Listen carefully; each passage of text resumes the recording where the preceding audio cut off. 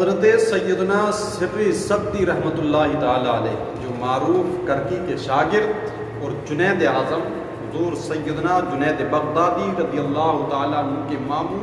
اور آپ کے استاد بھی ہیں۔ ایک مرتبہ آپ گھر سے باہر نکل کر کسی راستے سے گزرے تو آپ نے دیکھا ایک شرابی نشے کی حالت میں دھت پڑا ہوا ہے، نشے میں مست ہے اور گندی نالی میں پڑا ہوا ہے، اور ایسے عالم میں اپنی زبان سے وہ اللہ کا نام لے رہا ہے۔ حضرت سر سبتی رحمۃ اللہ تعالی علیہ نے جب اس کو دیکھا تو آپ نے اس کو اس نالی سے اٹھایا۔ اس نادان کو کیا معلوم کہ وہ کس عظیم ہستی کا نام اس ناپاک زبان سے لے رہا ہے۔ آپ نے اس کو گندی نالی سے اٹھا کر اس کے منہ کو دھویا اور آپ اس کو چھوڑ کر کے چلے گئے۔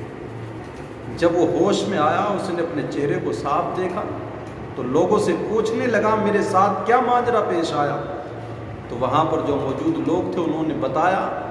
آج تیرے پاس نشے کی حالت میں تو گندی نالی میں پڑا تھا، حضرت سر سبتی بھی یہاں سے گزرے اور آج وہ بھی تیری حالت سے واقف ہو گئے، انہوں نے تیرا منہ دھویا، تجھے نالی سے اٹھایا ہے۔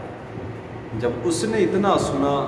تو ندامت اور شرمندگی کے مارے آنسو بہانے لگا، وہ ندامت کے ساتھ روتے ہوئے اپنے نفس کو کوسنے لگتا ہے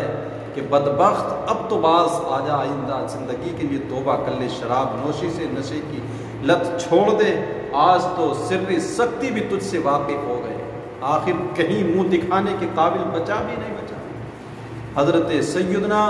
سر سبتی رحمۃ اللہ تعالی علیہ اس شرابی کا منہ دھو کر کے آپ چلے جاتے ہیں گھر پر، ادھر اس نے نفس کو کوسنا شروع کیا اور توبہ کر لیتا شراب نوشی سے۔ اب ادھر رات کو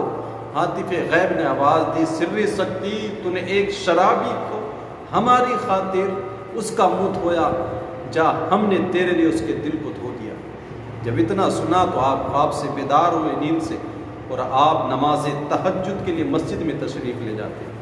اور جب آپ تہجد کے وقت میں مسجد میں پہنچے تو دیکھا کہ وہی شرابی مسجد میں بیٹھا ہوا ہے۔